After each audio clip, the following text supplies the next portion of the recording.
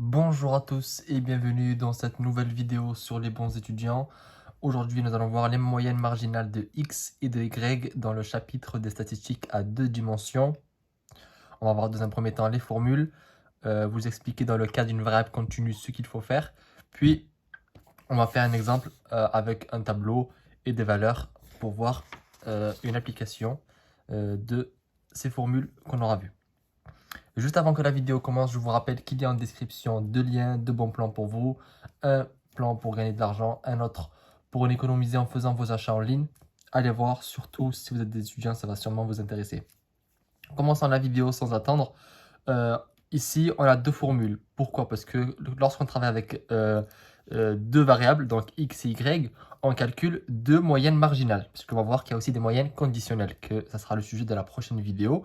Mais dans cette vidéo-là, nous allons voir les moyennes conditionnelles de x et de y, parce qu'il y a deux variables, donc il y a deux moyennes marginales. Pour x, ça c'est notre x bar bar.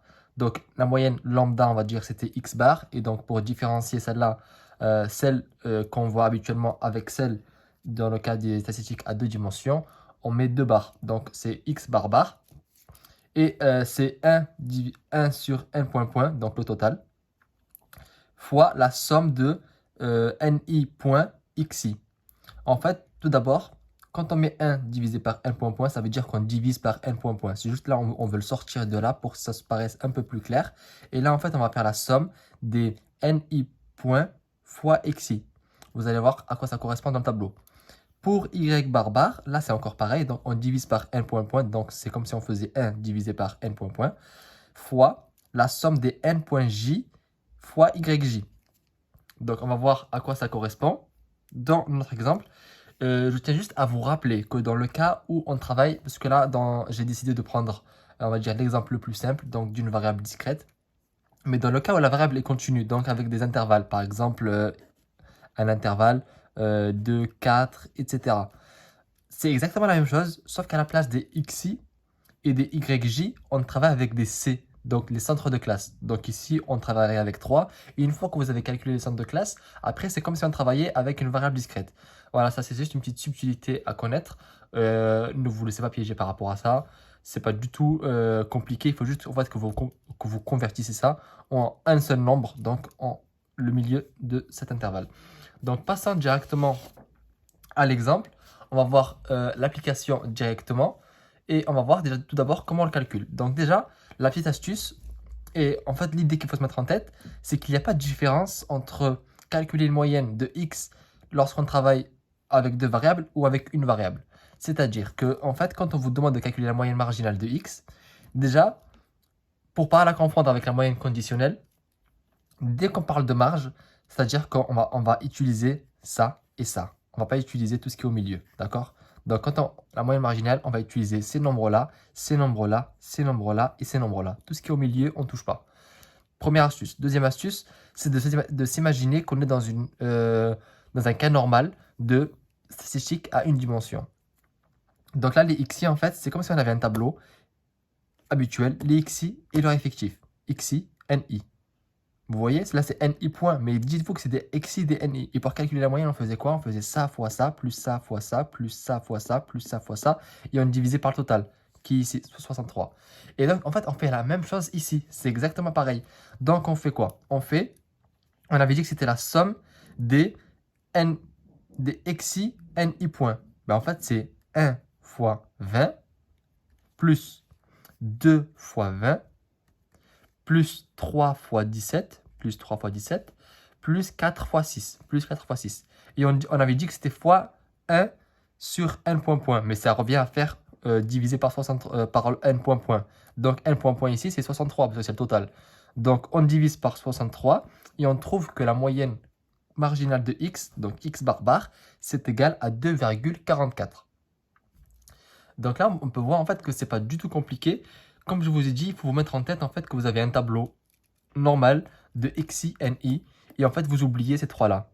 Dans le cas, dans le cas, on a trois colonnes entre les deux. Vous oubliez tout ça et vous faites votre calcul comme si c'était moyenne normale. Donc vous faites ça fois ça, ça fois ça, ça fois ça, ça fois ça, et vous divisez par ça. Pour y bar bar, c'est exactement pareil, sauf que là en fait on travaille en ligne. C'est-à-dire que Ça va aller avec ça, ça va aller avec ça, ça va aller avec ça, et on divise encore par 63. Donc, on le fait. Pour y bar, on a 1 fois 23, plus 2 fois 20, plus 3 fois 20. Vous faites ça à la calculatrice et vous divisez tout ça par 63. Vous allez trouver que y bar, c'est égal à 1,95. Donc là, je récapitule. Si on vous demande de calculer x bar, vous utilisez seulement les x et les ni points. Donc ici, on travaille en colonne. Et on le refait ensemble pour que vous puissiez savoir comment faire. Donc, on fait 1 fois 20, plus 2 fois 20, plus 3 fois 17, plus 4 fois 6. Donc voilà, ça. Et on le divise par le total. Donc ici, c'est 63. Et on trouve 2,14. Et ici, on travaille en ligne. Donc c'est 1 fois 23, plus 2 fois 20, plus 3 fois 20. C'est écrit ici. On le divise par le total, qui est 63. Et on trouve 1,95. Donc ça, c'est dans le cas où on nous demande de calculer les moyennes marginales de x et de y. Maintenant, comme je vous ai dit dans l'introduction, parfois, on n'a pas des cas discrets. Donc, parfois, on a des intervalles ici. Donc, je vous avais dit que ce qu'il fallait faire, c'était tout simplement s'imaginer que il faut prendre en fait le centre de classe. Donc, si vous aviez eu ici un intervalle, on va dire 0, 2, 2, 4, on va dire 4,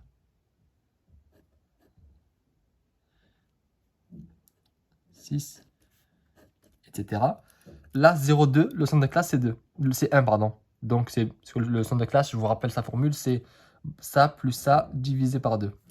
Donc, 0 plus 2 divisé par 2, ça fait 1.